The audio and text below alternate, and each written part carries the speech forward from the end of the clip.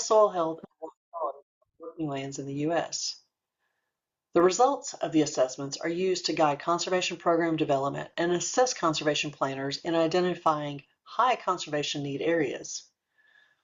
The SEEP assessment supports conservationists, producers, and partners in selecting the most effective conservation alternatives and management practices, all backed by data and science. The overall purpose of the SEEP project is to quantify the benefits we're receiving from the conservation activities that are implemented on working lands, whether those are funded through NRCS and provided with technical assistance or not. Our survey is unique in that it captures both conservation activities that farmers may be doing through financial assistance with NRCS, but also conservation that they are implementing with their own capital or through state or local conservation efforts. Having this information helps us at NRCS do a couple of things. For one, we can estimate the impacts or effects of the conservation activities on the landscape and get a sense of how much bang for the buck we're getting when we spend program dollars to address resource concerns. We can also identify potential improvements to our programs or shift our priorities to try to address different resource concerns or different needs that farmers are telling us they have.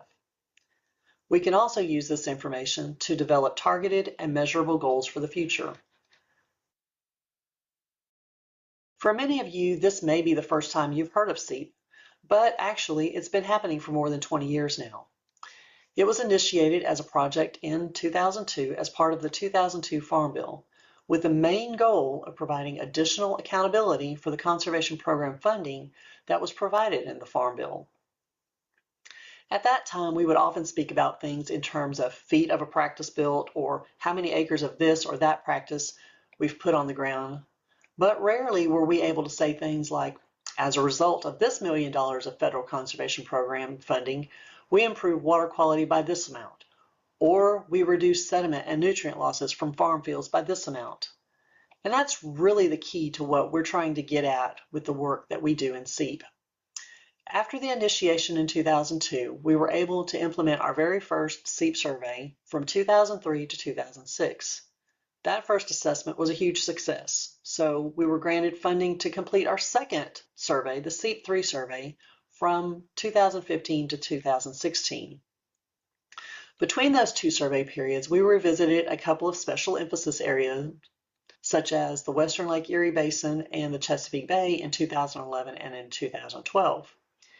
In 2013 and 2014, we resurveyed the California, Central Valley, and St. Francis special emphasis areas, which eventually were grouped into the SEEP2 analysis to prevent respondent survey overburden.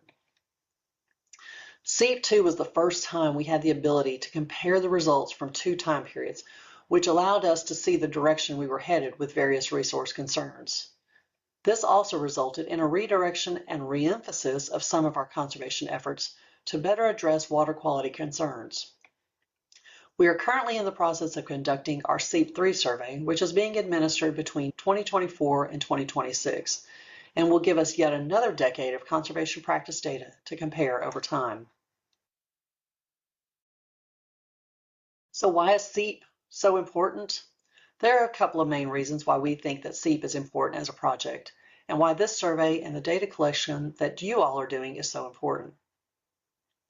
The first is that it gives producers the opportunity to give us an accurate and complete picture of the conservation practices they're using on their lands to improve the production and sustainability of their operation. This gives them an opportunity to tell their story, instead of us either guessing at or using other kinds of data like NRCS program participation data. And we're able to get this information straight from the people who are doing the activities. Collecting our data this way and using it in our model practices establishes our scientific understanding of what effects conservation practices have at both the regional and watershed scale. And it also gives us that accountability piece where we can provide Congress and policymakers who are allocating taxpayer funding with information they'll need to fund those conservation programs that ultimately benefit our landowners. SEEP is actually comprised of 5 components, including wetland, watershed, grazing land, wildlife, and cropland. The cropland component is, however, the only one that does a national assessment of conservation efforts through the SEEP Farmer Survey. The SEEP cropland modeling team uses the data collected in the survey as input into our process-based crop simulation models to estimate the losses and benefits as a result of implementation of conservation across the nation's working land. Our modeling efforts are very similar to weather forecast models we are all familiar with. We input known data collected from the operators and obtained from other data sources and pair it with proven scientific knowledge to produce estimates of the effects of the practices currently in place.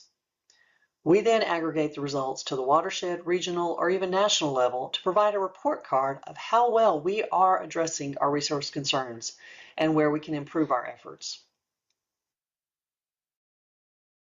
When we receive the data, our modeling processes use that survey data with a modeling approach to estimate conservation benefits and edge-of-field losses. Each survey that we collect gives us a 3-year snapshot of all the conservation and management practices that are being carried out at that given point. That data, as you know, includes all of the field operations, tillage, cropping history, and conservation practice adoption, like cover crops use, tillage use, structural practices like terraces and buffers, chemical applications, and other agricultural practice data. This level of detailed data allows us to simulate all of the day-to-day activities that are happening on that point. And through that modeling simulation, we're able to estimate the edge-of-field sediment and nutrient losses. This allows us to take a look at the amount of sediment loss from the field, the amount of erosion that's happening, or the amount of nitrogen or phosphorus that's lost at either the surface level or subsurface level. We can assess these findings at the national or regional level, or even group by crop rotation, conservation practice profile, or other aggregations to provide guidance to conservationists, producers, and other agricultural stakeholders, enabling them to make educated decisions about the resource concerns on those farms. We estimate these conservation benefits in a couple of different model simulation types. The first simulation that we do is the simulation of just exactly what is happening on the field based on the data we receive from the survey. That's our baseline simulation, and it includes all of the management and practices just as reported by the farmers. That will give us an idea of what is currently happening on the landscape in terms of sediment and nutrient losses. This scenario is also what allows us to compare changes over time. So we can look back at our SEEP1 and SEEP2 and now our SEEP3 results and are able to see the changes between those time periods to measure progress in those conservation benefits over time. But if we want to compare this survey's information to either what would be happening if there was less conservation on the landscape or what could be happening if there was more conservation on the landscape, we have to use alternative scenarios. One of those scenarios simulates the same exact points with the removal of all the conservation practices without removing access to modern technology and keeping as minimal conservation as possible on the landscape. By comparing this to our baseline scenario, we can quantify the benefits achieved by the current conservation efforts. Our other major alternative scenario paints a full treatment picture by adding conservation activity above what is reported in the survey based on characteristics of the field. And that helps us to see how far we have to go, or how far we could possibly go with conservation on the landscape. With this, we can adjust our expectations for what is possible with voluntary conservation programs and give us an idea, if we apply some economic data, of how much money it would cost to get full treatment on this landscape, or what expectations may be reasonable for a given funding amount. We report our outcomes in a couple of different ways. The first is that we can look at just how the conservation practices change between surveys, and that's directly from the data collected in the survey.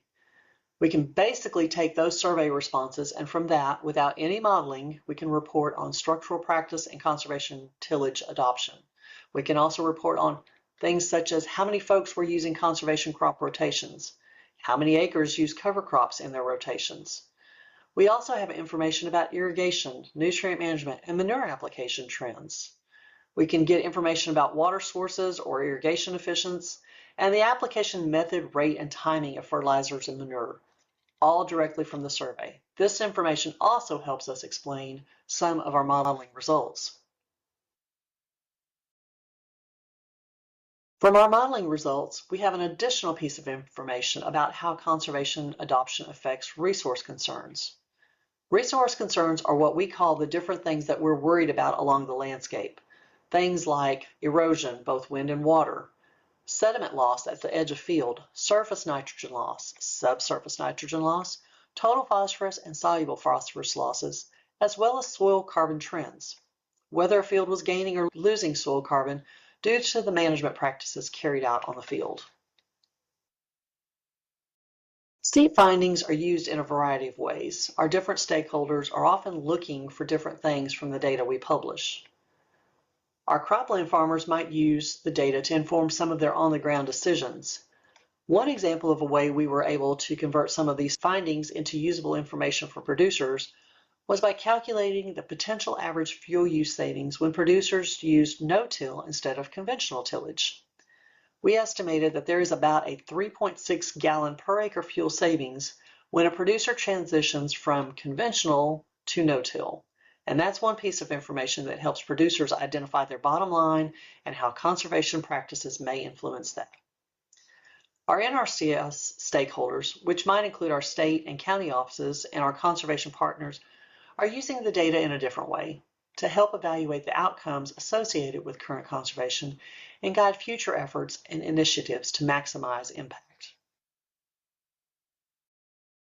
We also distribute our findings in a number of different ways. We work closely with our communication people to try to hit as many targets as possible with this data that we have collected. Our first release of SEEP2 data was a national scale report that included a full selection of data analyses from both the survey itself on those conservation practice adoption trends and our modeling efforts to tie those to our nutrient and sediment losses, giving us a full picture of the different benefits that we're receiving from conservation practices that are on the landscape. That report was released in March of 2022, and it's available online now, along with summaries at different links for individuals who may have different objectives to seek from the findings. One interesting note that may help to influence people in whether or not to take the survey is an example of how the findings from SEEP2 were used by NRCS.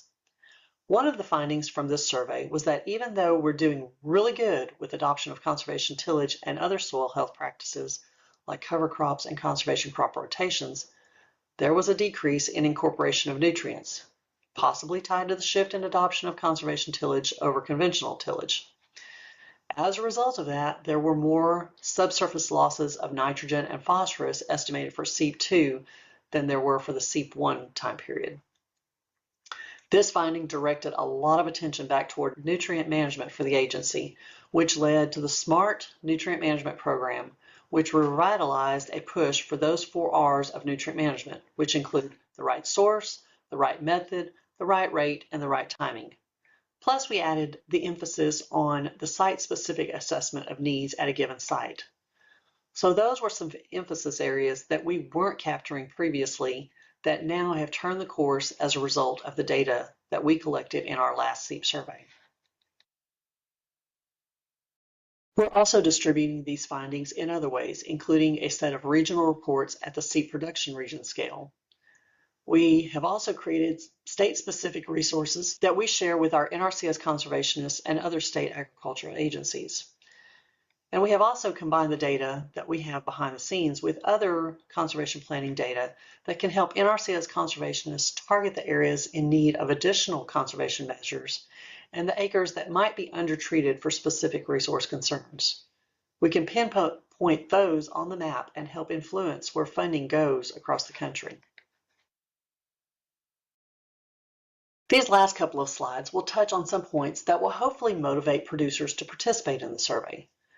This first slide is sort of an emphasis on what we aren't doing with the survey that may help alleviate some fears and concerns.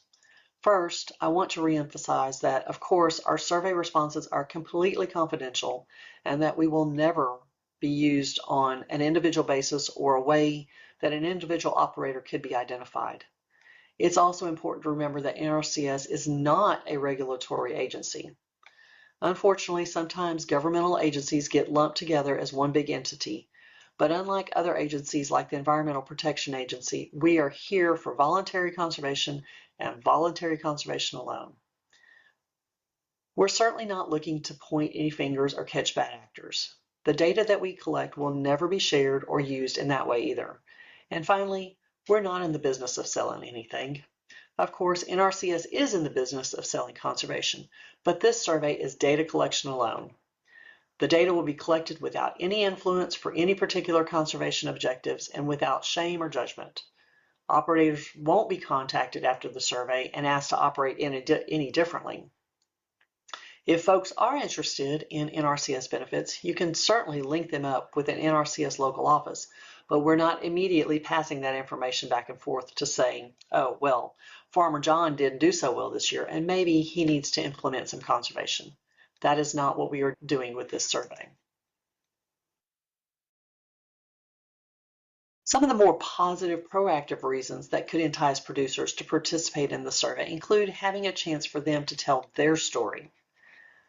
I know farmers get pulled into the news all sorts of ways about how their actions have caused the algal blooms in lakes or harmed an ecosystem, but this is an excellent opportunity for them to tell us about the good work they are doing on their farms to protect our natural resources and counter the claims against them. They might also want to share information about the work they are doing with NRCS and the difference it's made on their farms, and how they would also like to maybe continue to do more conservation. It is also true that the findings of this survey help inform the programs that we offer at NRCS. The farmers' stories may help us be able to dedicate more money to certain conservation programs, like in the case of nutrient management, or they may help to tailor those more to farmer needs, like in the case of an increased erosion story, where folks are losing all of their topsoil in a given area and need more support on that resource concern. And then finally, the findings help to improve the effectiveness of the practice and implementation that we're doing to make sure that those are the most effective solutions for addressing the resource concerns. I hope this presentation provided you with an understanding of the Conservation Effects Assessment Project and why it is so important to participate in this survey. The data collected in this survey help us help the farmers and ranchers of America, and that's our #1 goal, putting farmers first. Thank you for the work that you are doing to get this survey data collected. We really appreciate the data that we receive from this tremendous effort, and we're happy to help in any way we can.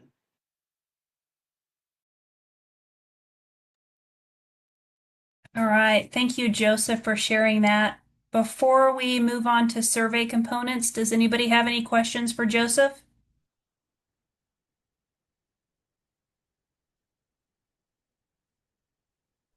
Casey, you might check the chat. There's a couple of questions in there, I think.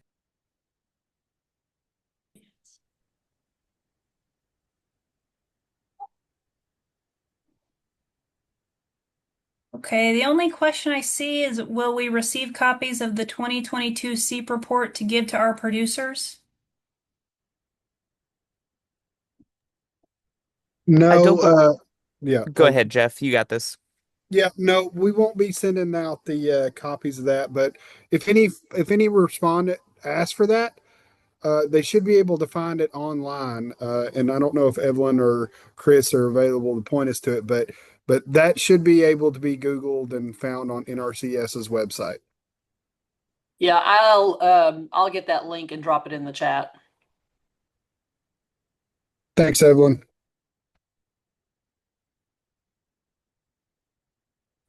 All right, I don't see any other questions. I think we're ready to move on to survey components, Joseph.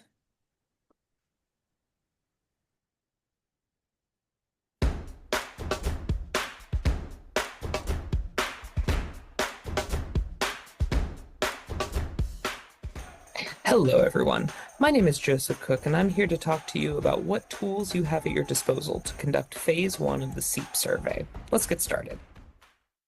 So depending on when you are watching this, you either have already received or will receive a packet containing the following items: an FSA name and address listing and a map for each of your points, a supply of operator ID cards, we'll talk more about these later, some blank Phase 1 questionnaires, a supply of door hangers, and some thank you postcards. Important to note, materials for Phase 2 will be distributed at a later date.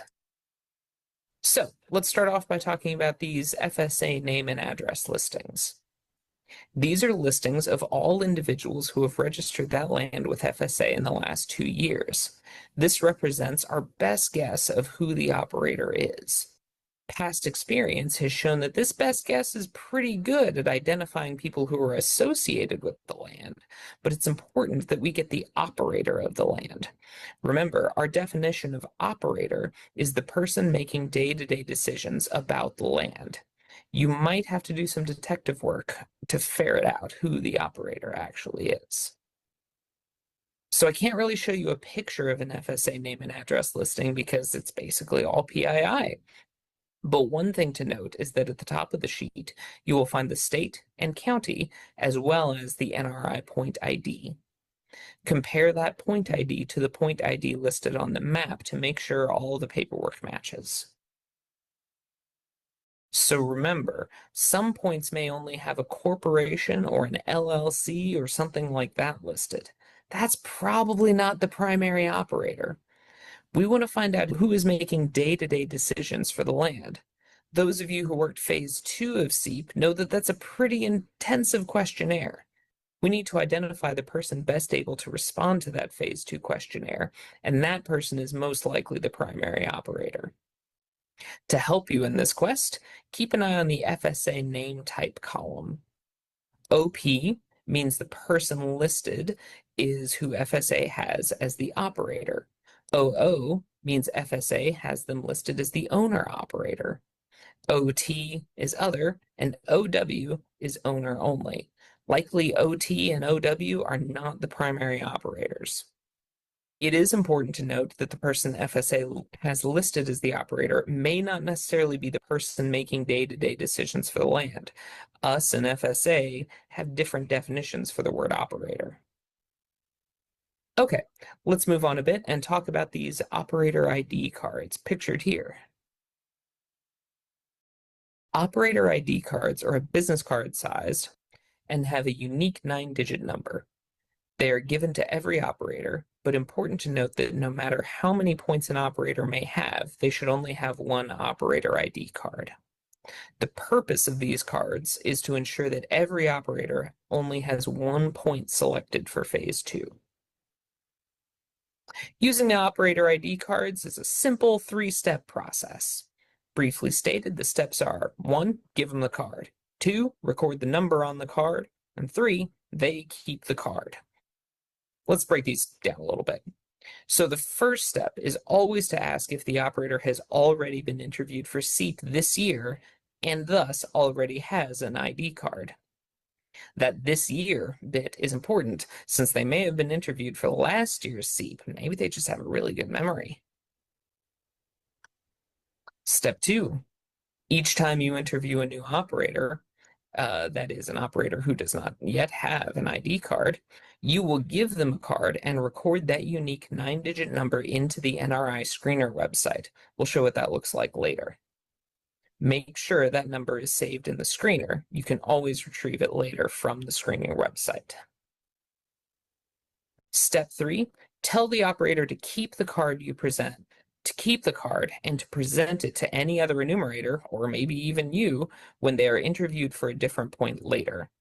One great idea is to suggest that the operator take a picture of the card with their phone so they can't lose it.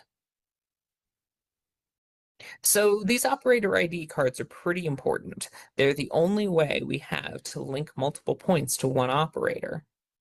Very important to note, these are not pre-assigned to the points, but once you enter that 9-digit number into the screener, that number will become associated with the operator. Double check, remind the operator that it's very important that they do not lose their card. We have seen some producers show up as the operator for 11 or more NRI points. So these cards are really important so they don't get selected for 11 or more Phase 2 questionnaires. Nobody wants to do that. So here's what the questions in the screener look like and how you fill them out if the operator has not been contacted before and therefore does not yet have an operator ID card. Make sure you enter and validate the operator ID number in the screener before giving them that card. Then, once you've done that, go ahead and give them the operator ID card. Ask them to hold on to it until the screening phase is over. Now, in this scenario, the operator has been contacted before and does have an operator ID card. Enter and validate the operator ID number in the screener. Although you can't see it here, the operator's 2 points are now linked in the screener system. While the operator may have multiple points that make them eligible for the Phase 2 survey, they will only be asked to complete one survey for one of their points. The eligible point will be selected by NRCS/Iowa State. NASDA and NAS are not in the business of selecting what point they get questions about.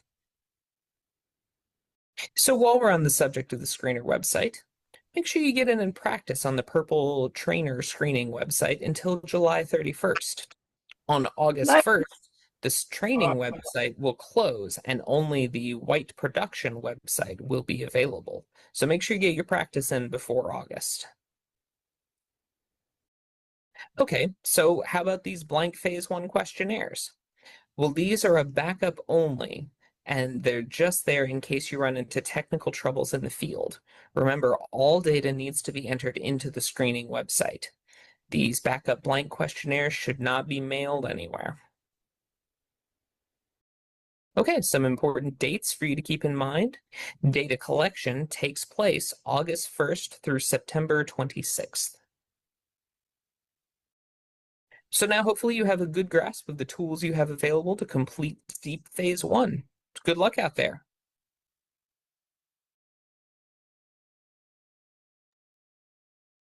All right, thank you. So just to circle back on the question about 2022 SEEP reports, NRCS has linked to some files and some web links in there for you guys to look at. So I hope everybody sees that.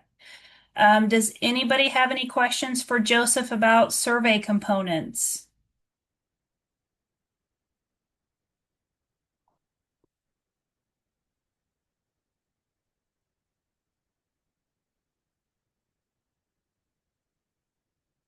Not seeing any questions. So Joseph, I think we can, there's one that just popped up. If they don't have their ID card or number, That's a great question. Yeah, I did forget to say that in this presentation. We do cover it in the next one, but I'll go ahead and say if they have received they have been interviewed for SEEP this year, but they say, oh, I lost my ID card number, then you'll want to put in 9 9s. That's 999 999 999. And you'll also want to send that information to your coach, who will pass that information along to us here, and we might be able to retroactively look up their ID card. It's possible. But 9 9s is the I lost the card code. Hope that helps. thank you. Any other questions before we move on? Okay, Joseph, I think we're ready to move on to the next Okay. one. For this one, we will need to pause the recording because it's got some PII that we can't have in the recording. Gotcha. Should we tell the operator whether the survey will be required or not? I can cover that. Unfortunately, this survey is not mandatory, so we cannot say that this is a required survey. They're doing this out of the goodness of their hearts, like always. Okay, the next question is how often is a particular point chosen for the SEEP project? So I did a little bit of looking. Last year, I believe our sample size was something like 11,500, something around there. And of that, I think about 6,000 were selected for Phase 2. So it was about half-ish of the points were selected for Phase 2. Can't guarantee that that'll be what this year looks like, but that's best I can give you.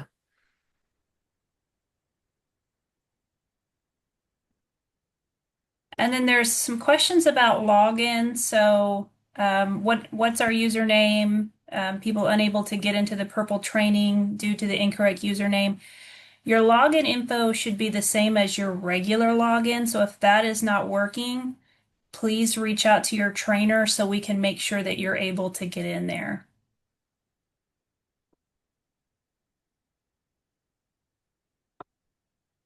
Just a follow-up on that previous question.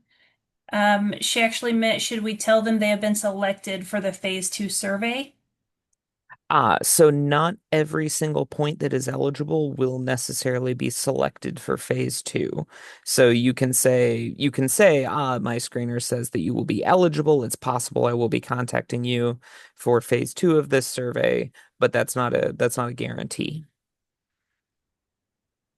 Okay, perfect. So that kind of answers David's next question as well. So David, if you have a follow-up question on that, please post that in the chat.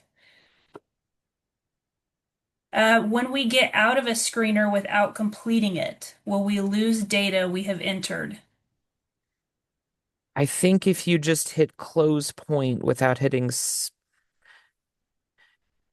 if you return the point, so there's you can be in the point and you can draw your thing and you can hit close it and you'll go back to the main screen. Um, at that point, your data is still saved. But I'm pretty sure if at that point, if you hit return point without saving and closing, I don't think it's saved. I don't know. It's been a while since I've been in the screener application. I wouldn't swear to that.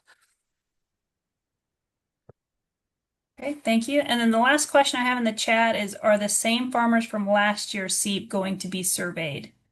So here's the fun thing. We don't know who's going to be in this year's sample. That's you all to figure that out. So these points are selected randomly from an aerial view.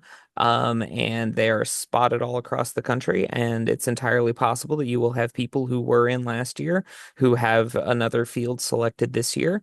That is entirely possible, but no way to know until y'all go out and find out. Yeah, I'll just add that yes, the same farmer could potentially be asked to participate, but it will not be the same field. So basically, we had like 58,000-ish points that we selected for these 3 years to be surveyed. And so there will not, the same field will not be resurveyed in any of those 3 years. Thank you. We've got one more question pop up. When they get the assignments, are they to use those points in the training sessions? So this came up a little bit earlier too. We recommend that you get in and practice right now before you have received your assignments. You can just go into your state and your county and check out a couple of points at random. You do not need to wait until you find out exactly which points are your points. So we recommend you go in and practice. We recommend you go in and practice with just whatever points you choose willy-nilly. It's just practice, doesn't matter. One more question popped up. Give me just a second. Are we entering in both applications and CAPI? Okay, so you want to go through the questionnaire in the NRI application, and that's where you're going to draw off the field and you're going to select the thing and enter the operator ID card. What you will enter into CAPI, and I think you're going to cover this at the end, Casey, so apologies if I steal your thunder here, but what you're going to enter into CAPI is name and address changes, and contact attempts. Those are the important things to enter into CAPI. Perfect. And when are we going to see when are we going to get SEEP loaded into CAPI? We hope to have the packets, the assignments shipped out by the end of this week. And once we have the last one of those on the truck, that's when we intend to turn on CAPI. Perfect. Okay, that looks like all the questions. Let's see, John, you've got your hand up. Do you want to go ahead? Yeah, thank you. I just went ahead and logged into the SEEP trainer. I checked out a point. I went halfway through it, then I closed and returned the point. And then I checked it out again, and the data I had put in there was still showing. That's great to Like hear, if John. you do a partial and then turn it in, and then you have to bring it out later, it's still there. Thank you for testing that, John. I have a question. The thing actually works on the phone too. I think it's through. I Go have a ahead, question. Hillary. Yes, what do we charge this to on time? What code? It'll be 912. Thank you. All right. What is the SEEP production site URL? Does somebody have that they can load in the chat? Yeah, I can add it on there, Casey.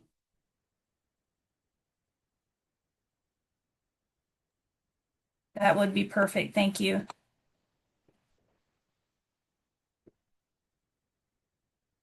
Okay. I don't see any other questions. Is there anything else we need to address before moving on?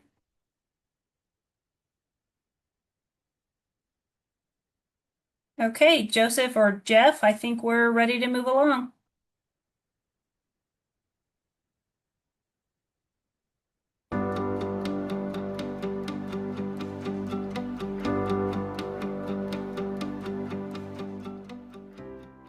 Hi everyone, my name is Angela, and this presentation will highlight common conservation practices you may encounter while completing SEEP surveys and how to navigate challenging situations.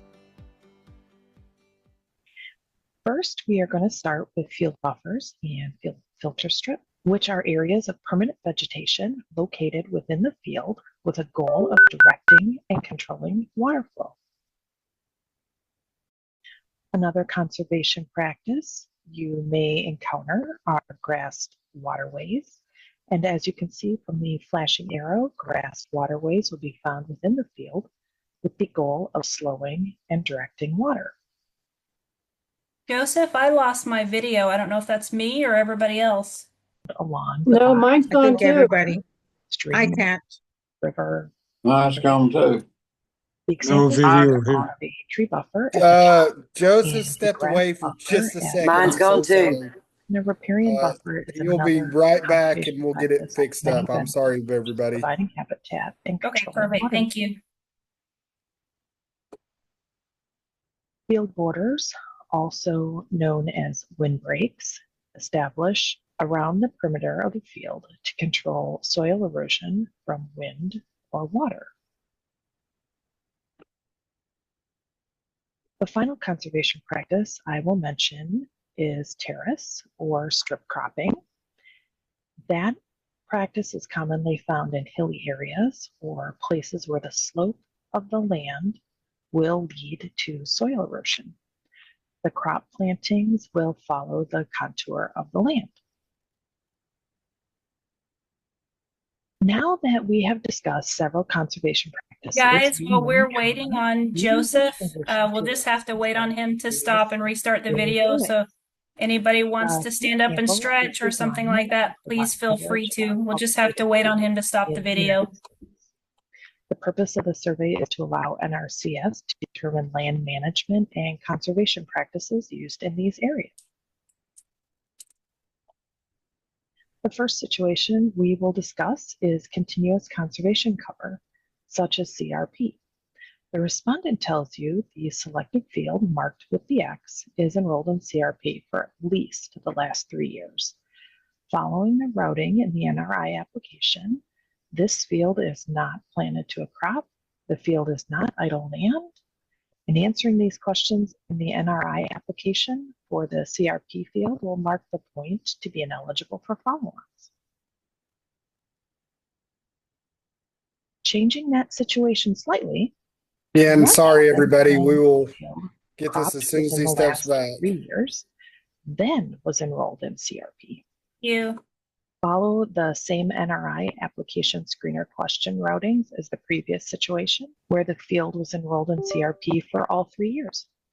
CRP in the current year, regardless of what happened to the field in the previous 2 years, will result in the field being ineligible for the Phase 2 survey. Moving to another CRP scenario, X is in a field planted to a Casey, crop. can you stop his sharing by any chance? Oh wait, there the video came back. Let's get it. Joseph, can you restart the video, please? Yeah, that's my fault entirely, everybody. I'm so sorry. I checked for it after I left, and anyway, I'm pressing play now. Apologies, everyone. Thank you.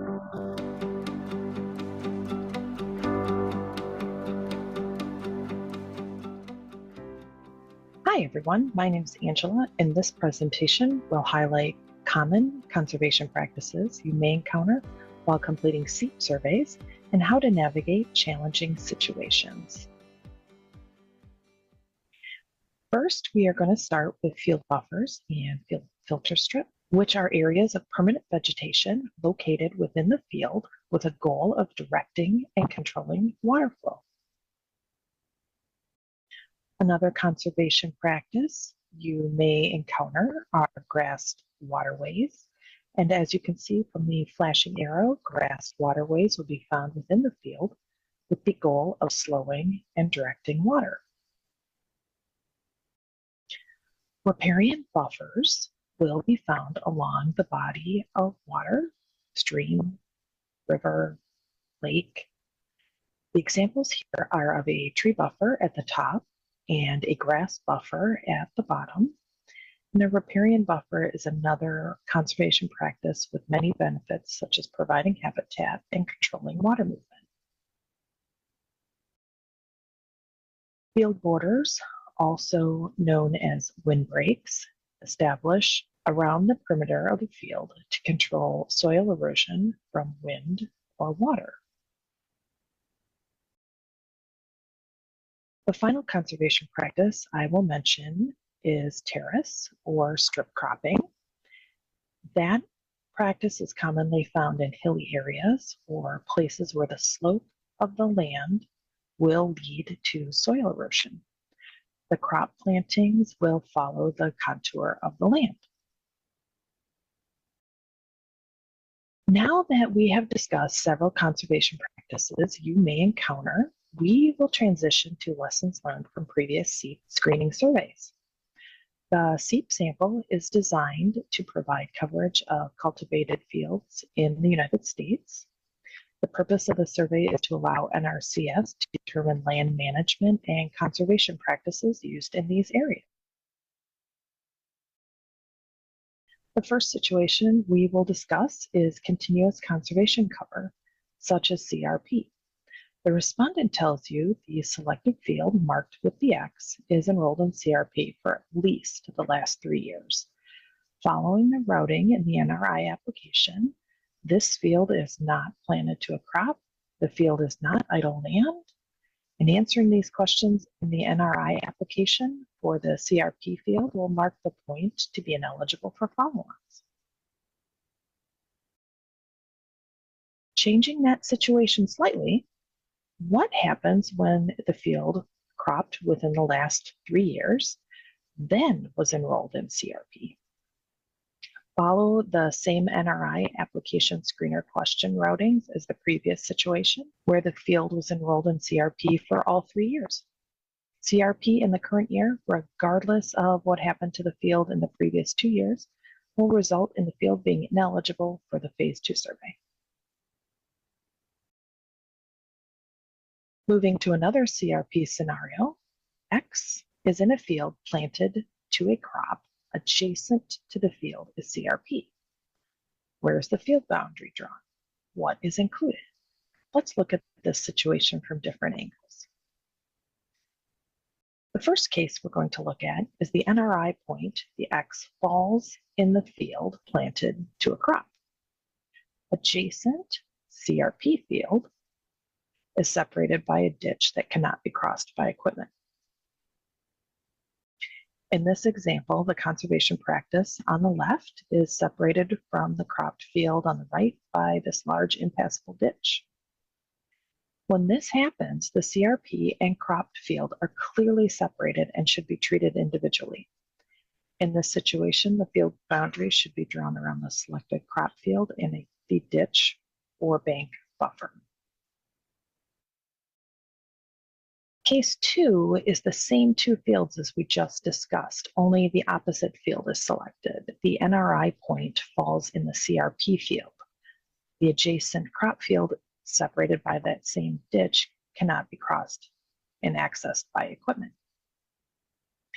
Regardless of if the ditch or stream is present, when the NRI point, that X, falls in a CRP field, do not include an adjacent cropped field in that field boundary drawing. The CRP field is a selected field, and the NRI application should be completed based on that field.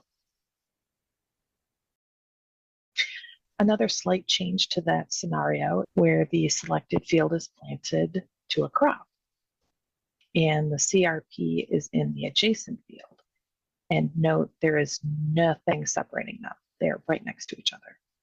So in this situation where the selected crop field on the left is directly adjacent to CRP, you would include the entire CRP area when drawing the field boundary as the conservation area.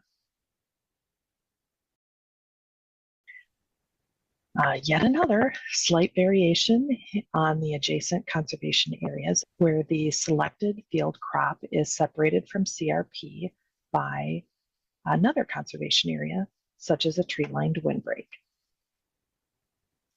So you have your selected field, your CRP, and your windbreak all right next to each other. In this situation, both conservation areas would be associated with the field and included in the field boundaries when drawn. The screening questions should be completed based on the selected crop field. In this case was going to be our final CRP scenario discussed today, and it is the reverse, the selected field from the previous example.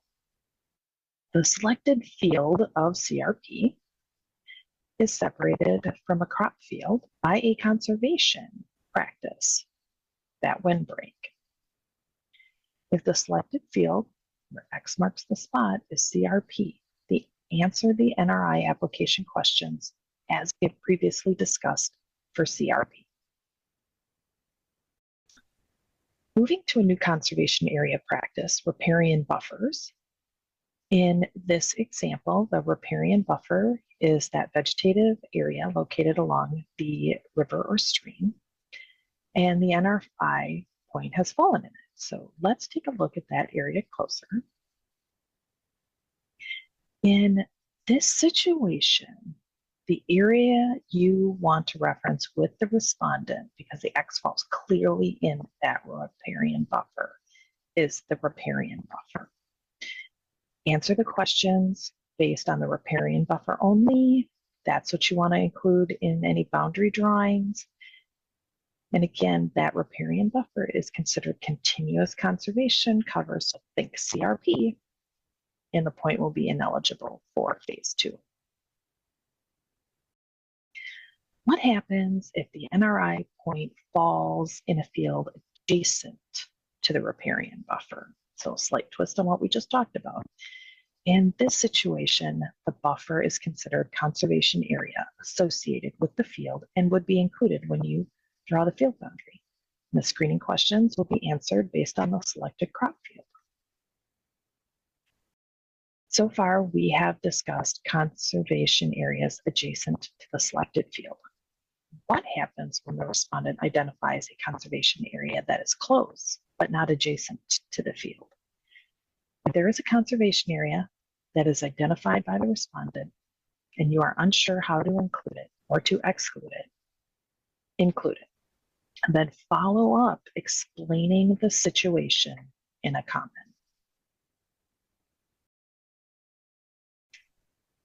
When reviewing your work, you notice a university research farm name or a tribal name.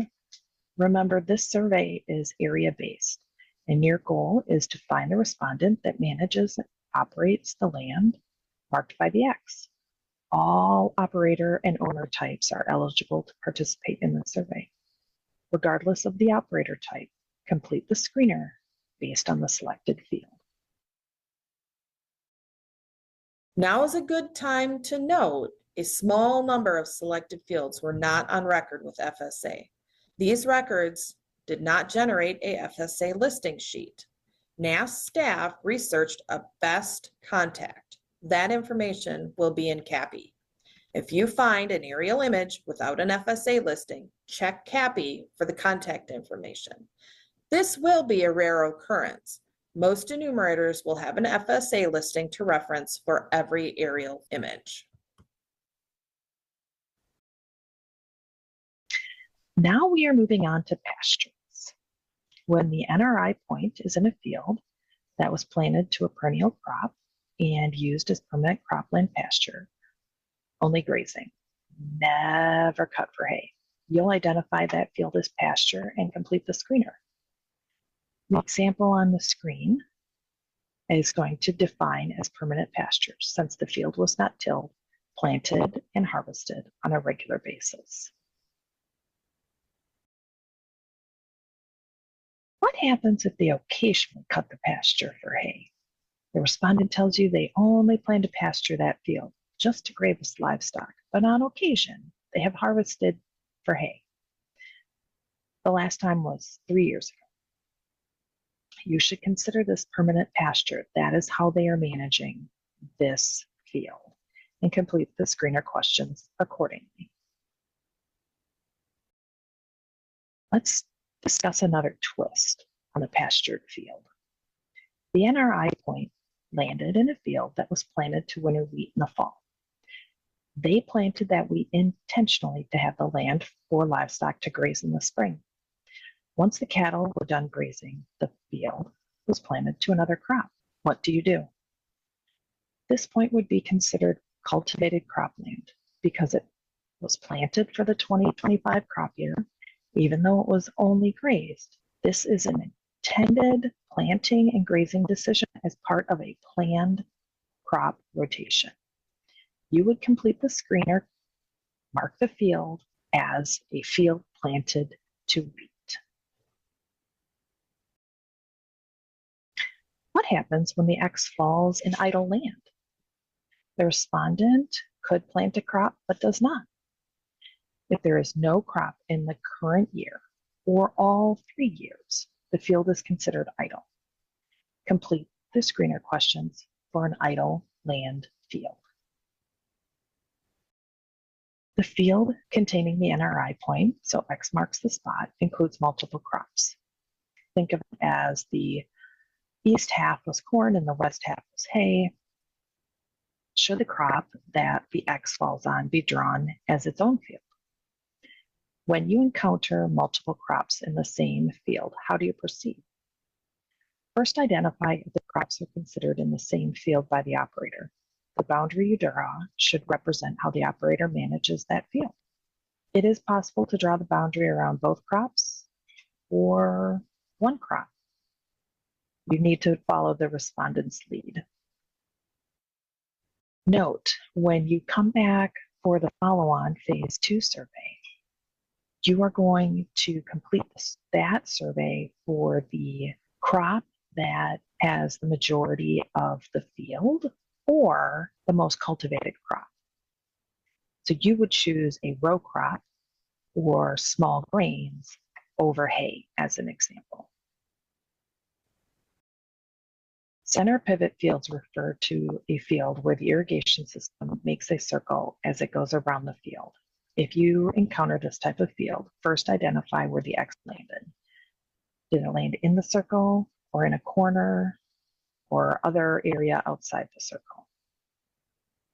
Next, identify the operator that is managing that land marked by the X.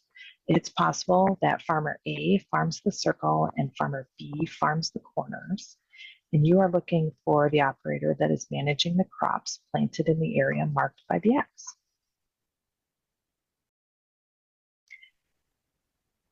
So if the X falls in the center pivot circle, do not include the field corners in the field boundary. And if the X falls outside the center pivot circle, do not include the circle in the field boundaries. We are going to pivot our conversation from fields to a discussion of the definition of sod for the SEEP survey. For the SEEP survey, sod is defined as cultivated crop. So think of the grass in your yard. So grass and a little bit of the soil that is beneath it that holds the roots together and that you would buy in a roll and put in your yard, put on sports fields, golf courses. That's the definition of sod. So enumerators across the country came up with different ways farmers use the word sod, and we are going to talk through those. In the first sod case, the operator tells you that I graze livestock on that sod field. The first item to remember is the definition of sod. Then ask the follow-up question to the respondent. Do you consider that field pasture? In this situation, you will complete the screening questions, identifying the selected field as pasture.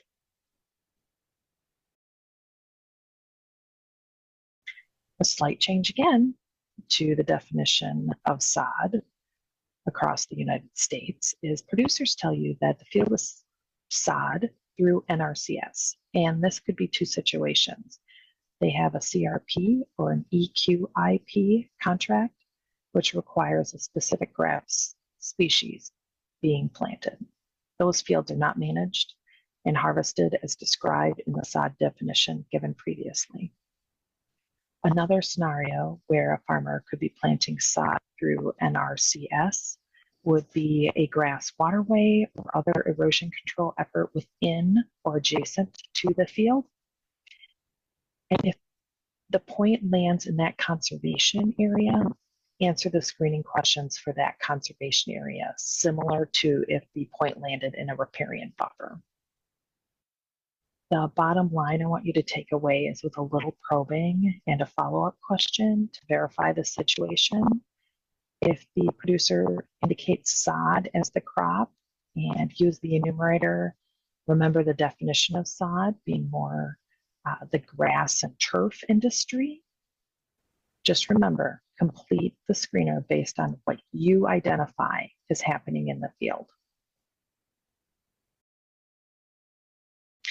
In our last sod scenario, the respondent tells you a winter rye was planted as a cover crop in the selected field. Again, remember the definition of sod.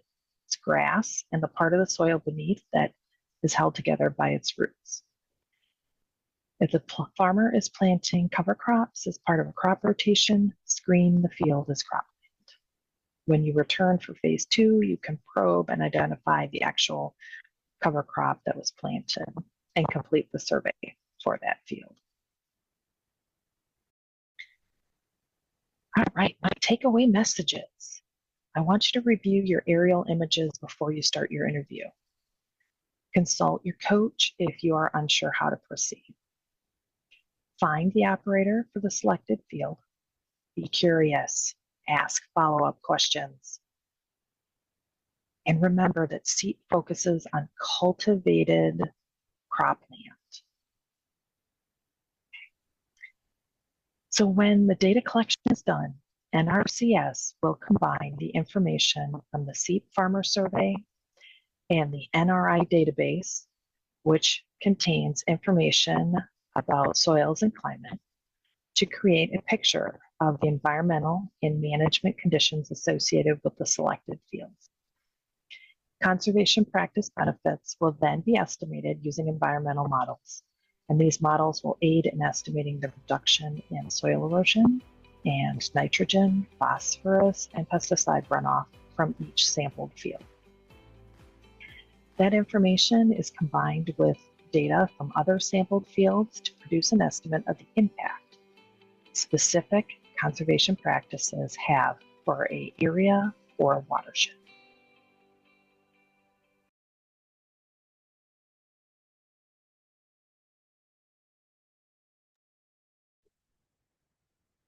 Thank you. Just to circle back, the SEEP production site URLs are in the chat if anybody was needing those. Do we have any questions about this previous section?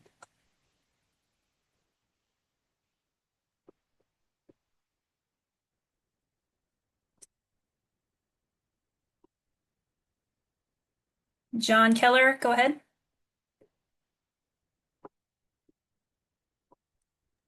I had to get unmuted. Yeah, it's quicker to actually ask the question than key it in. So to confirm, if the field is cut for hay and it's wild grass hay, not planted, then that field is ineligible, correct? Since it's not cultivated?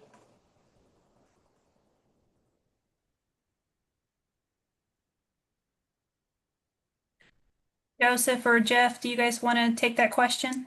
Sorry, I was going to let NRCS jump in there, but no, I believe that is correct because it is not cultivated cropland. It would be considered ineligible. Okay, because in my area here, we're going to probably have a lot of that. You know, if it's just native grass, Johnson grass, you know, whatever scrubby grass they're cutting for hay and they don't do anything to cultivate it. But now if they fertilize it and all that, that still makes it ineligible, right? Now, if they're fertilizing it, then I think that might count as cultivate. I'm going to let NRCS, Evelyn, if you feel like jumping in there. Yeah, I was just going to say that I think, and I don't have the screener in front of me, but I think that we say to include hay regardless, and then we will make the decision later on if we want to keep it or not. Okay, because I know on the screener it says hay, but then, you know, if it's wild grass hay versus planted grass hay, of course, planted grass cultivated, that's in, but the wild grass hay. Yeah, that's, you know, we kind of discussed that when we were trying to, you know, figure out the screener, and we said just leave all hay in if, you know, if it's if they normally hay it, go ahead and just count it. Answer that first question as a yes for 2025 and roll on through the screener that way. Okay, so that might be a case that comes up for the enumerator to throw some notes in with it. Sure. Yeah. Notes are a great idea. Yep. Always. Notes are your friend. Yes, absolutely. And we do read them when we get all when we get all the phase 2 surveys in, Chris and I will see every single PDF survey, and so yeah, we look at them. Okay, thank you. All right, any other questions before we move along?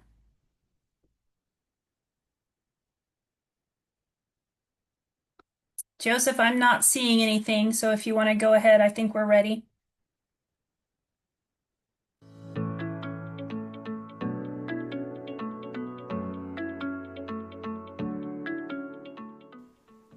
Bill Fredericks from Kansas, Northeast Kansas. Patty Maxwell from Central North Dakota. Ruth Wojan from Northwest Iowa. What is your pitch for SEEP? SEEP is actually a fairly easy survey to sell. Most farmers understand about soil conservation. I think the thing I didn't understand, what was the 2018 Farm Bill provided what, $29.5 billion towards conservation practices.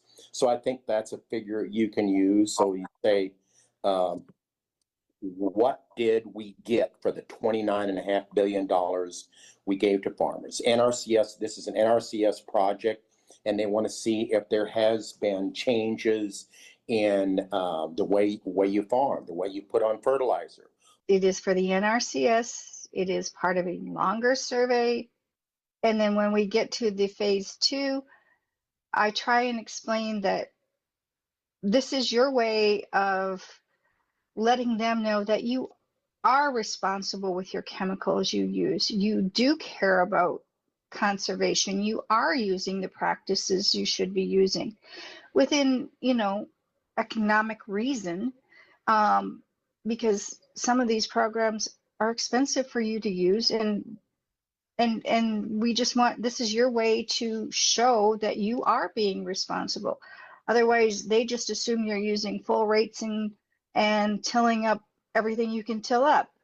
This way we show that that is not the case. And that's usually what these surveys show when we get the final data. When planning routes, what has helped you be efficient? What I do personally and what I encourage my enumerators to do is if you're going out in person is I clump them up by address. So if I have 25 seat to do, I sort of break it up. Is it north of Highway 36? What goes through here is Highway 36. Highway 99 goes north and south. 75 goes north and south. 77 goes north and south. And so you kind of put it in quadrants. And I write on those packets, you know, the address is there, and I'll say it's 4 miles northwest of Hiawatha, or it's southeast of Corning. So I know, well, all I have to do is look at the packet, and I know where I'm going. Okay, when I talk about planning, I make sure the assignments are in front of me, look at the maps, and know accordingly where you're going to be going. Sometimes if no one's there, you can backtrack after on the way back, but be sure to know your assignments and then talk to the operators of the farm. Best tool I have found for mapping routes is the route mapping in CAPI. You can choose up to 10 operators and it will map your route for you. It is super easy. You just push the little boxes and push map route. And it shows you what order, the best order to take them in. I then align up my paper assignments in the order they show me. And I get in my car and that's the route I take. And of course, this time of year, there's always detours and whatnot, but typically it is the best way to go. It saves me all kinds of time. I don't have to look at maps. I don't have to look at plot books and look at these up. It takes all the work out of it. And that's what I do. When on the phone, what advice do you have for identifying the selected field, conservation, and drawing off the field boundaries? It is very difficult to do these on the phone, but if it's the only way to get it done, I think it's important to have studied it in advance to know what it looks like in your own mind, and to know the township and segment number. Those in the past have been on there. Also, try and find the roads where it's the corner of 280th Avenue and 20th Street or whatever, so you can tell them that, or it's the middle 40 or whatever you can, the best description you can give them. Also, if you can see anything on the map, well, there's this big grove of trees there, or any of those kind of identifiers that you can see on the map. You can have them go online, assuming they can do that and look at the map. My experience is not very many farmers are able to do that, but you might find one or two. So if you do get them on the phone, I would try to do it on the phone first. If it's just not working for you, maybe make an appointment and go see them at a different time. Say you're going to see somebody and you can't find this guy at home, but you can drive by that field. I'll do that too. So you have an idea of what the field lays like, so you can give the operator a little better idea. As much detail as I can give them, I do. Do you have any tips for working in the NRI application website? Okay, make sure that you're familiar with the screener. Practice, know your ID number and your point number when you're ready to go into a screen, and practice drawing off the X on the field and make sure you're pretty accurate. And then you can also, when you do go to the farmer, they can redraw it if it's not quite right. Just practice on it, so you're sure of yourself about picking the right point, trying to draw a semblance of the field, that kind of stuff.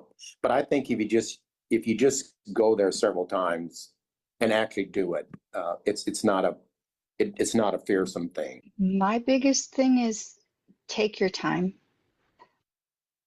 Be patient with yourself. Don't be in a rush. It'll get done.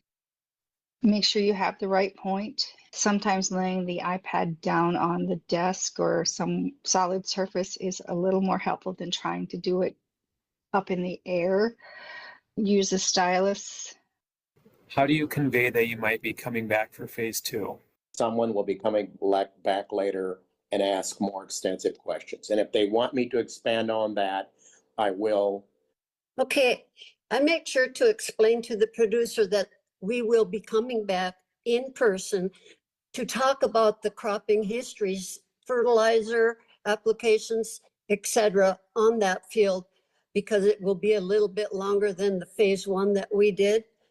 I just say, well, I will be back in a couple months with a more detailed survey. It will ask for a lot more information, so we'll probably just try and set up an appointment at that time, and that's how I leave it. I just let them know that I will be back with a more detailed survey. I don't get into all the other stuff because I don't want to scare them right away. The only comment I have, this survey in particular, the more research you do and the more prep you do for this survey, it's much easier.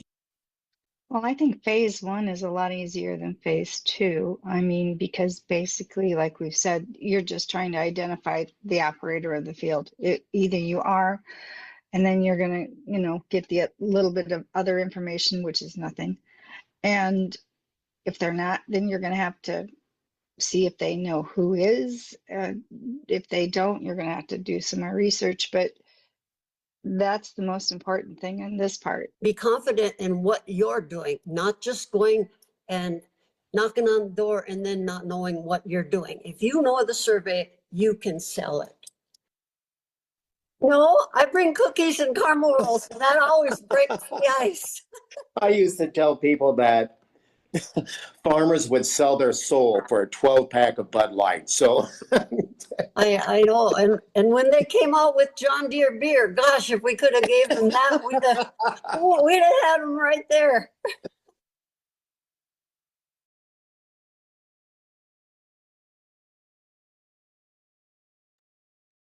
Okay, there's a couple of questions in the chat. The first one, will the operator get the survey prior to us going and visiting them? I can hit that one.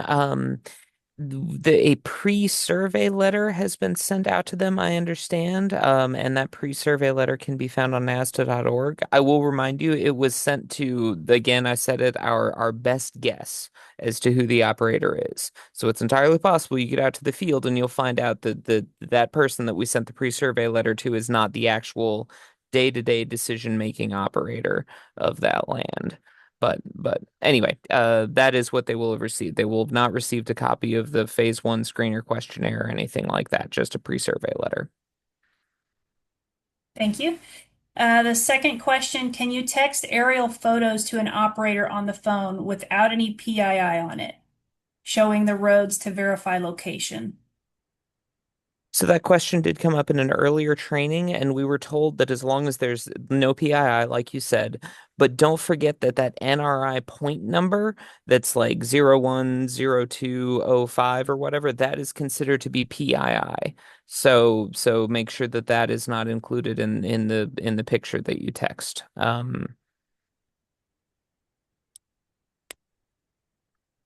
Okay, and then a comment here, FSA usually provides a farm number. Operators most likely will know that number to verify it's their field.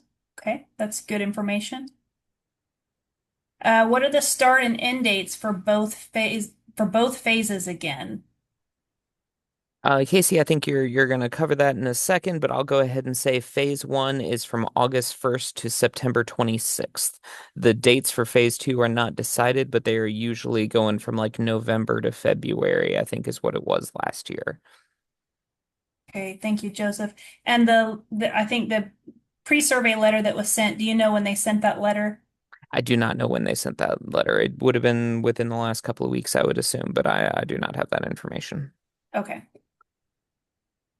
All right. I don't see any more questions. Was there any more questions from the last section? Okay. I'm going to wrap us up with some information on data collecting. Let me share my screen here.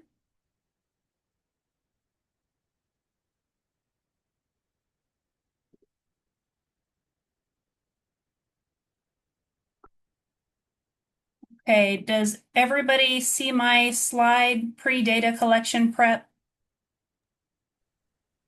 Yes. Perfect, thank you. All right, so first, just a big thank you to NAS and to the enumerators that shared their experiences in the last section. I'm going to wrap up with some talk about the data collection process. So before you actually attempt any visits, please organize your paperwork first. It is possible that operators could have multiple points, or points could be in multiple counties, or even a different state in some cases. So plan ahead to ensure you interview them for all the points at one time. Please review the map to make sure you're able to describe areas or streets to the operator. Please also review all of your workload to see if you have any other operators that could also be visited while driving around for SEEP. You'll want to take your iPad with you to complete surveys directly in the NRI system. However, go ahead and bring all of your paper forms as well. After you've made a plan, you can start collecting data. Completing the survey is expected to be done in person to ensure we have the correct operator for the map. All operators need a minimum of 6 contact attempts before considered inaccessible. We want to start with 1 face-to-face contact attempt, then a minimum of 3 phone calls to set up an appointment. And since people are available at different times of the day, we recommend maybe once in the morning, once sometime over the lunch hour, and then once again in the afternoon or evening. After you've made your phone attempts, please do another drive around for the operators. After the first 5 contact attempts, if you still have not made contact, talk to your coach about additional data collection strategies. Additional phone calls or visits at different times or days would be a good thing to discuss with your coach. If you are able to set up an appointment, please try to use that as an opportunity to visit other operators in that area again.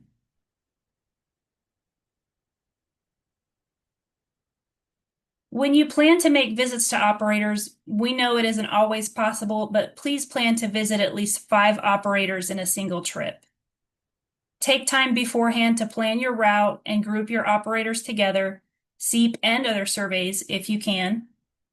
If you're collecting other surveys, make sure you split your time and your miles accordingly in iSolved. If you have any additional time, it's a good idea to have a backup plan for who you can visit next, just in case that happens. And make sure you bring all your materials with you, your iPad, maps, extra paper forms, and anything else you think you might need.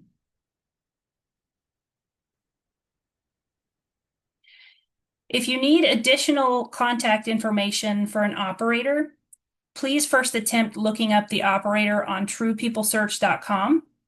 To access this, just open your Safari browser on your iPad, search True People Search, and go to their website.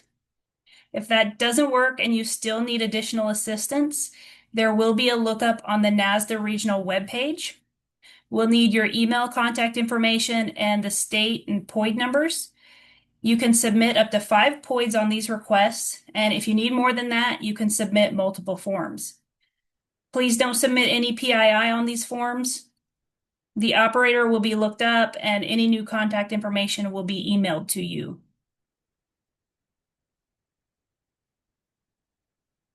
So as we kind of discussed, data collection begins on August 1st, and it goes through September 26th. Moving forward, all contact attempts for all surveys should be recorded in CAPI. To track your contact attempts, you can use the lowercase I in CAPI.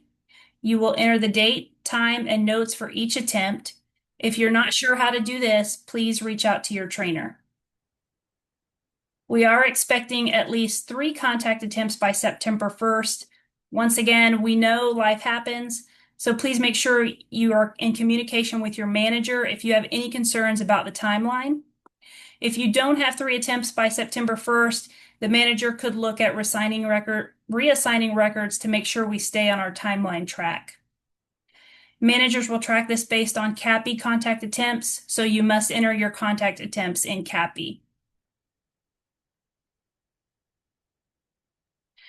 Another thing I want to address is that we have an opportunity to have 2 maps with SEEP. So CAPI will be the usual way we find the operator, the address and phone information. As one of the previous presentations showed us, the NRI screening tool also shows the location of the field. So please find the NRI point for all fields before visiting the operator in case you find yourself in an area with poor service. You can write down street names, local landmarks, or other sites to help identify the field to the operator. When you go to submit your data, the survey and the map will be submitted in the NRI screening tool. Do not enter any PII in the NRI system. You'll need to submit all records in CAPI for tracking purposes, and you can submit as refusal, inaccessible, or complete. You must update the contact information here for phase 2 to be labeled correctly. If you do not update CAPI, phase 2 will have the original operator information, so it's really important to make your updates. So to wrap up our session today, I just want to highlight who to call if you have problems. In our new structure, the manager will handle any timesheets or assignment questions. The coach will handle survey or data collection questions, and the trainer will handle any NRI system questions or tech issues, such as being locked out of your iPad, CAPI, or iSolved. Your manager, coach, and trainer information, along with their contact information, should have been emailed out to you a few days ago, but if you are not sure how to get in contact with your leadership team, please let me know. And just one last reminder to please submit your time for today and all time working on SEEP to project code 912. With that, I just want to thank you for your time today. I'm going to link to an evaluation sheet in the chat. Please fill that out if you can. We probably have just a little bit of time for questions, but does anybody have anything they want to ask or bring up?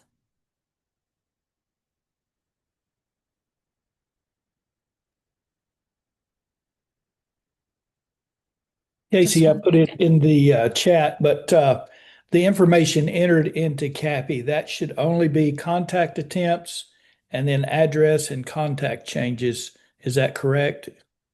Yeah, give me just 1 second while I get my computer screen fixed up.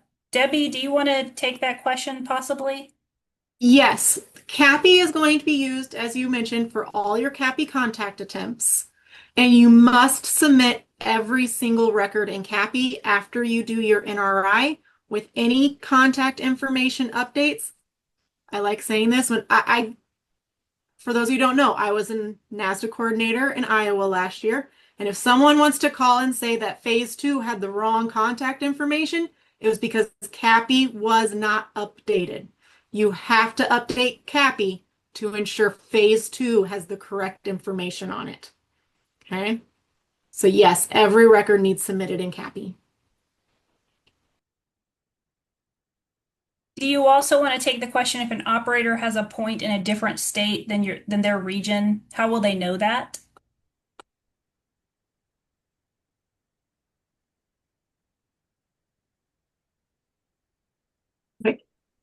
All that contact information is going to, or the point information is available on your maps. And then it's also on the paper form as well. Joseph, can you verify that? Like it will say where that location is. So you're going to know based on your paper and if you looked at the map feature in the NRI point. That is He's true. nodding his head. It is Okay. possible. It is possible that someone could have another that an operator could operate across two states. Let's say they operated in Missouri and Kansas. Those are in two different regions. It's possible that you, Debbie, might be the Kansas enumerator and Sharon Hunt might be the Missouri enumerator. You might not necessarily know that. That's why those operator ID cards are so important, so that the person can say, no, no, no, I talked to Debbie about some land that I have in Kansas. Here's my operator ID card right here. That's what those operator ID cards are for. I hope that helps. All right, thank you. So the question about overtime, what if we end up going into overtime? Do we need permission first? Yes, please get with your manager to get the manager and AD approval for that first. Are any of today's slides going to be available on the CAPI dashboard training for references? I believe those are already posted on the NASDA site. Do we record personal attempts in CAPI? Yes. I believe, Bob, we already addressed your question. Bobby, how do we access NASDA lookup? So that is a form that I can link to that will be on the NASDA site. Does that answer your question, Bobby?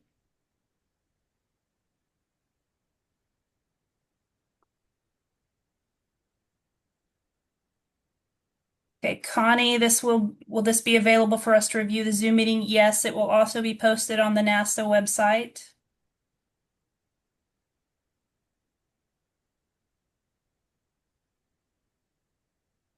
Okay, Hazel says notes can be put in capital if they apply to other surveys. Can they? Debbie, would you address that?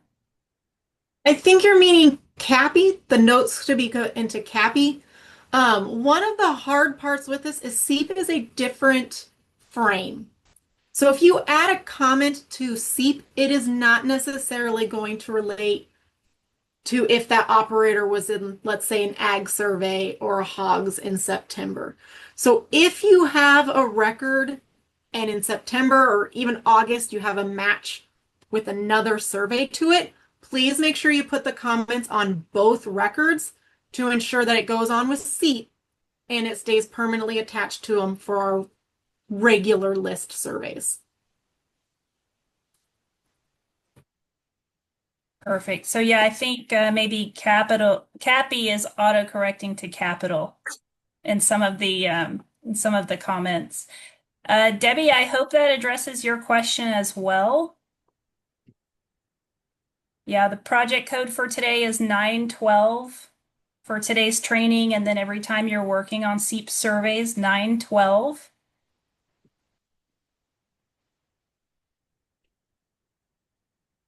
What is the turnaround time when you fill out the form? Is that for, can you be more specific on the form? Is that for the enumerator information lookup? I'm guessing that's the phone lookup. So I'm going to say in general, 24 hours. However, we only have 3 trainers that are going to be doing that for the entire nation right now until we get all trainers up and running. So please give them a little bit of grace. But the goal will be 24-hour turnaround on those.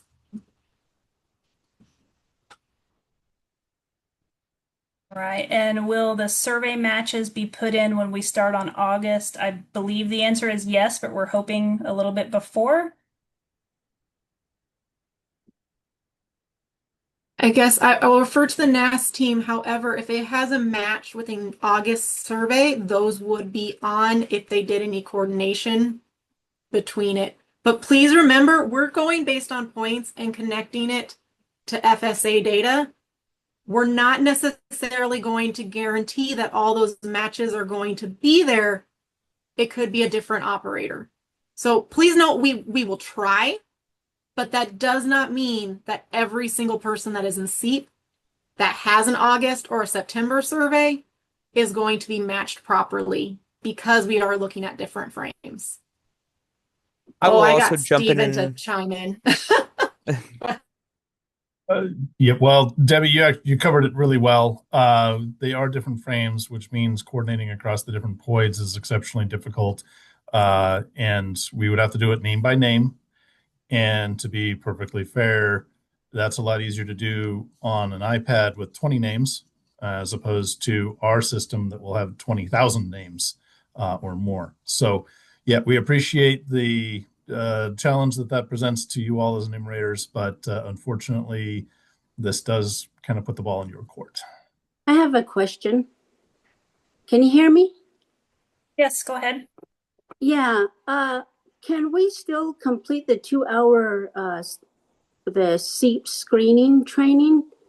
Because there's an enumerator that just got on board today to take part in the SEEP survey. Is she allowed to complete the training? Let's talk after this meeting and we can get that figured out. Okay.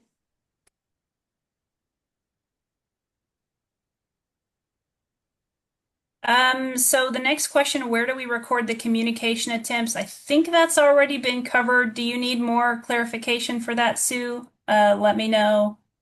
And if so, we can go back over that. And then the next question, when will CAPI have our points? I'm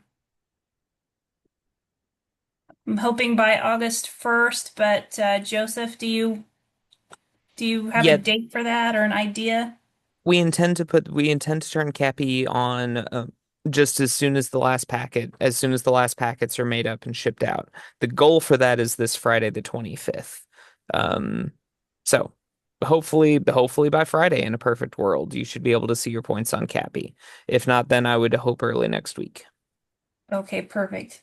And David, I apologize for making you wait, but did you have something you wanted to add?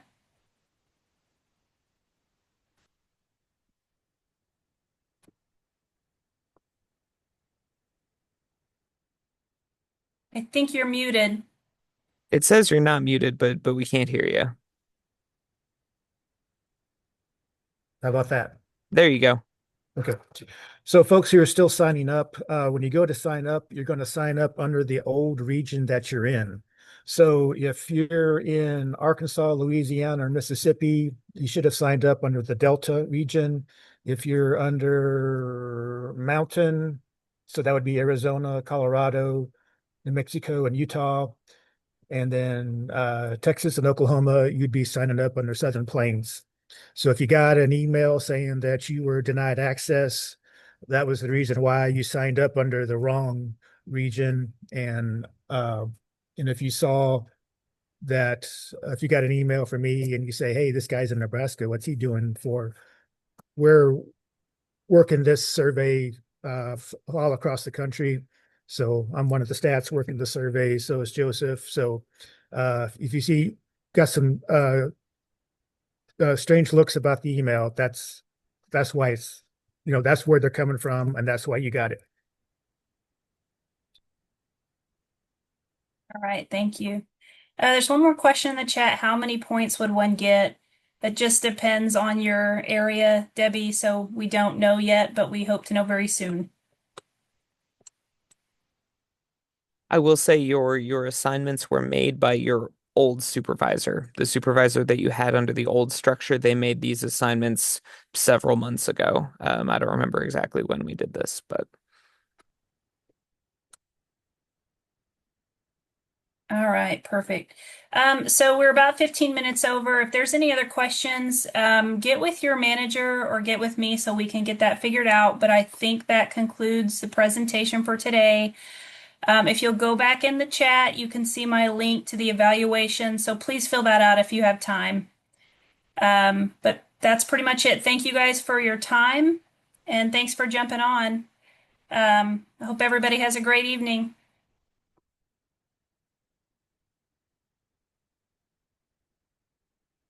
Thank you. Bye. Good training. Thank you. Bye-bye. Nice to meet you, Casey. Nice to meet you too, Dave. Nice to meet you too, Casey. You as well. Thank you. I can't get my camera to work, but it's nice to hear from all of you. I can't see your picture, but I can see your name, Bobby. Thank you. I have a new computer, so I think I don't have my camera turned on. Is the problem. Thank you. Thank you. Have a good night, everybody. Bye-bye.